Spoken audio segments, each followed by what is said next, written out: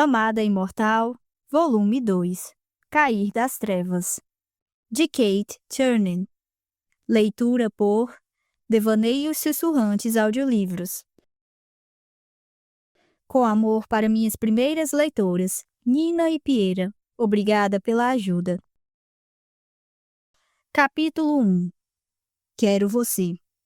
A voz de Rain, grave e insistente, pareceu chegar a mim de todos os ângulos, e não era de surpreender, já que ele me rodeava irritantemente enquanto eu enchia um grande vidro com o arroz basmati do saco de 10 quilos que nós tínhamos na despensa. Veja só, nós. Estou usando muito o termo nós, como se eu pertencesse a River's Edge, a central de reabilitação para imortais rebeldes. Meio que um programa de 12 passos, que, no meu caso, estava mais para 110 mil passos. Eu morava em River's Edge havia apenas 2 meses e não tinha ideia de quanto tempo levaria para desfazer mais de 450 anos de mau comportamento. Pelo menos várias semanas mais, com certeza. Provavelmente uns 7 ou 8 anos. Ou mais. Aff. Cheguei mais perto da grande bancada da cozinha e torci para não derramar arroz para todos os lados, porque Deus sabe que seria um saco limpar tudo. Você também me quer. Eu conseguia praticamente ouvir os punhos dele se abrindo e fechando. Não, não quero. Vá embora. Bem-vindo ao circo de horrores das façanhas amorosas de Nastasia. Não é para os de coração fraco, nem para os de estômago fraco. Essa expressão existe? Nastasia. Simoa. Uma das simpáticas imortais da área. Exceto pela simpatia, se for para ser sincera. Alguns meses atrás, eu me dei conta de que me diverti tanto a ponto de chegar a um nível desprezível de indiferença depravada. Então procurei ajuda com River, uma imortal que conheci em 1929. Agora eu estava aqui, na área rural de Massachusetts, aprendendo a me unir à natureza, à magique, à paz, ao amor, à harmonia, etc. Ou pelo menos tentando não sentir vontade de me jogar de cabeça num triturador de madeira. Havia outros imortais aqui, 4 professores e, atualmente, 8 alunos, como eu, e Rain, o garoto viking maravilha, por exemplo. Rain, a pedra no meu sapato, o pesadelo do meu passado, o destruidor da minha família, a constante irritação do meu presente e, o cara mais gostoso, mais perfeito, mais lindo e incrível que já vi em 450 anos. Aquele cuja imagem assombrava meu cérebro enquanto eu tremia na minha cama fria e estreita. Aquele cujos beijos febris eu revivi incessantemente enquanto ficava deitada e exausta, sem conseguir dormir. Que beijos febris, você pergunta? Bem, uns 10 dias atrás tivemos derrames cerebrais repentinos e simultâneos e cedemos à inexplicável e esmagadora química que crescia entre nós desde minha chegada. Isso foi seguido de perto pela arrasadora descoberta de que a família dele tinha matado todo mundo na minha família e que minha família tinha matado muitos da família dele. Essa era nossa herança compartilhada e estávamos loucos um pelo outro. Divertido, não é? Quero dizer, quando ouço sobre a dificuldade de casais que são de religiões diferentes ou em que um é vegano, penso que só precisam de um pouco de perspectiva. Seja como for, desde nossa sessão de pegação, descobertas horríveis, Rain continuou atrás de mim com a persistência e impiedade do invasor do inverno. Mas, mesmo assim, noite após noite, ele, que chutou e derrubou centenas de portas, atravessou à força centenas de portas, colocou fogo em centenas de portas, não foi bater na minha. Não que eu quisesse, e nem que saberia o que fazer se ele batesse. Você está tonto por ser jogado no meu mundo desse jeito? Eu me sinto do mesmo jeito todas as manhãs, quando abro os olhos e vejo que ainda sou eu e que ainda estou aqui. Do lado de fora, a luz do sol do final de dezembro, tão fraca e cinzenta quanto água de lavar louça, tinha sumido rapidamente e passado a uma escuridão vista hoje em dia apenas em áreas rurais, que era onde eu estava. Por que você está evitando isso? Em geral, Rain mantinha as emoções sob um controle intenso, mas eu sabia como ele podia ser. Nos primeiros 100 anos da minha existência, Rain e seu clã aterrorizaram a Islândia, minha terra natal, assim como a Rússia e o norte da Escandinávia, conquistando para si o título de açougueiro do inverno. Na época, eu não sabia que era ele, claro, só que os invasores eram selvagens sedentos por sangue, responsáveis por pilhar, saquear, estuprar e queimar completamente dezenas de vilarejos. Agora, o imbecil do inverno dormia a 2 portas de mim, cumpria tarefas da fazenda e colocava a mesa do jantar e fazia um monte de outras coisas caseiras. Era totalmente assustador e, é claro, devastadoramente atraente. Mas eu ainda achava impossível acreditar que seu atual status civilizado não pudesse ser arrancado com um lenço de papel molhado, revelando o saqueador que eu sabia que ele era por dentro.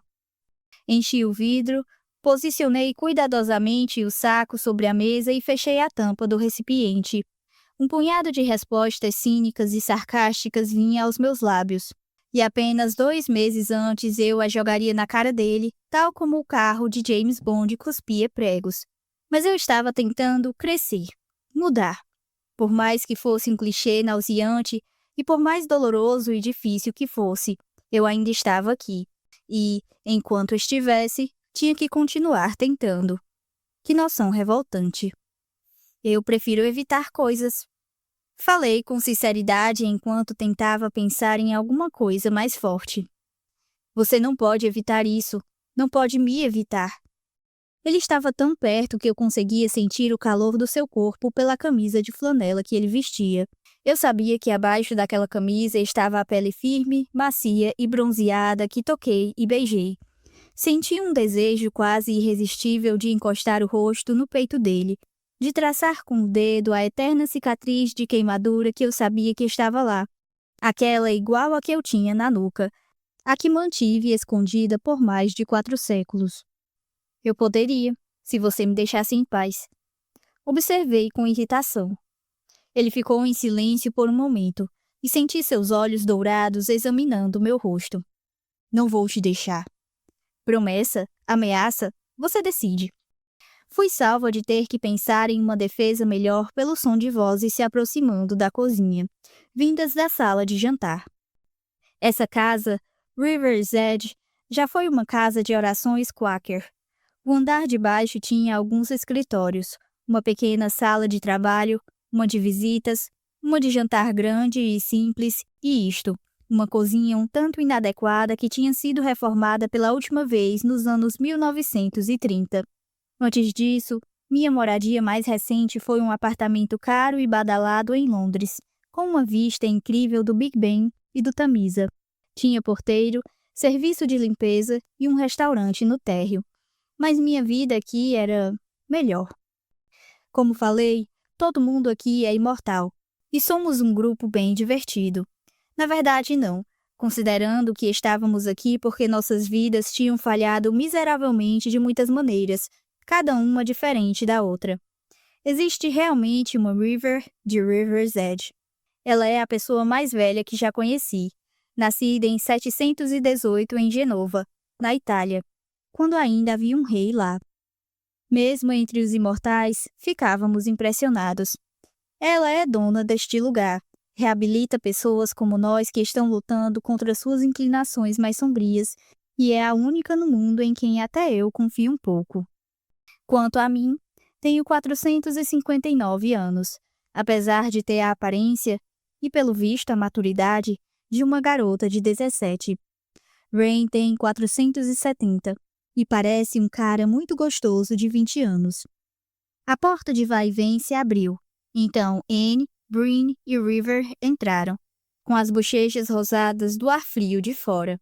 Estavam carregando sacos de compras, que colocaram em várias bancadas. Produzimos a maior parte da nossa comida, na verdade, mas River ainda comprava alguns itens no único mercado da cidade, o Pitsans. E eu falei, isso é um bigode? Contou Anne, e os outros quase caíram de tanto rir. E se ela pudesse ter me matado, mataria. River se recostou na bancada da cozinha e limpou lágrimas dos olhos. Rain murmurou alguma coisa e saiu pela porta que dava para a noite escura e gelada, sem casaco. Não que eu ligasse, nem um pouco. Ah, deusa! Não riu assim desde... River parou de falar, como se estivesse tentando se lembrar. Acho que ela estava pensando em desde que Nell, outra aluna daqui que, aliás, tinha tentado me matar, ficou louca e teve que ser sobrecarregada de tranquilizantes mágicos para ser levada embora. Só um palpite. Ele está bem? Perguntou Bryn, gesticulando para a porta. Ela estava aqui havia uns 2 anos, eu acho, e, de todos os alunos, era de quem eu me sentia mais próxima. Próxima sendo um termo relativo. Interrompemos alguma coisa? Os olhos castanhos dela se arregalaram com interesse e especulação repentinos. Na noite em que surtou, Nell gritou que tinha visto Rain me beijando. Tive esperanças de que as pessoas atribuíssem isso aos delírios histéricos de uma louca, mas houve muitos olhares significativos desde então para que eu pudesse mentir para mim mesma com eficiência. Não. Respondi, fazendo cara feia. Então levei o saco de arroz para a despensa e coloquei o vidro na prateleira. Bem, falou Anne, aparentemente decidida a deixar o assunto Rain de lado. A grande notícia é que minha irmã veio me visitar. Anne era uma das professoras e parecia ter cerca de 20 anos, com cabelos pretos e lisos num corte Chanel, além de olhos redondos e azuis. Mas eu sabia que ela tinha 304 anos. Antes de ser 150 anos mais nova do que eu, ela parecia anos-luz à frente em termos de conhecimento, sabedoria, magique. Ok, tudo. Você tem irmã? Por algum motivo, eu ainda ficava surpresa quando conhecia imortais com irmãos. Quero dizer, é claro que muitos tinham, mas, em geral, eu sentia que a maior parte era de criaturas solitárias. Tipo, depois de 70 ou 80 anos, qualquer um se cansaria da família, não importasse o quanto ela fosse legal. 300 anos era um tempo longo demais para ficar fazendo festa de aniversário para todo mundo, sabe? Várias! E 2 irmãos, disse Anne. Mas Amy é mais próxima de mim em idade. Não nos vemos há quase 3 anos. Irmãs imortais que eram próximas. Eu não conhecia muitas assim. Estava começando a sentir que tinha passado 4 séculos vivendo com uma espécie de visão reduzida, uma existência variada, porém limitada, preferindo não ver, não saber tantas coisas. Por fim, Anne e Bryn saíram para arrumar a longa mesa de jantar, e River tirou as compras das sacolas e me entregou algumas coisas para colocar na geladeira. Está tudo bem? Perguntou River. Nessa frase, bem, significa torturada, confusa, insone e preocupada? Perguntei. Se for, então sim, estou supimpa. River sorriu. Ela teve 1000 anos para desenvolver a paciência necessária para lidar com gente como eu. Sou a pior pessoa que você já teve aqui? Não sei o que me levou a fazer essa pergunta, mas é possível tomar muitas decisões ruins em 450 anos. Muitas. River pareceu surpresa. Pior em que sentido? Em seguida, balançou a cabeça. Deixa para lá. Não importa como define pior, porque você não é, nem de longe. Eu estava morrendo de vontade de perguntar quem tinha sido a pior e de que maneira, mas ela não contaria. Em seguida, me ocorreu que Rain, por exemplo, era obviamente pior do que eu. Provavelmente pior do que a maior parte dos imortais que tinham ido ali doentes para voltarem a ser inteiros. Rain tinha massacrado cidades inteiras, escravizado incontáveis pessoas, pilhado e saqueado e tudo mais. Quero dizer, sou uma fracassada em vários sentidos, mas ninguém pode me acusar de nada disso.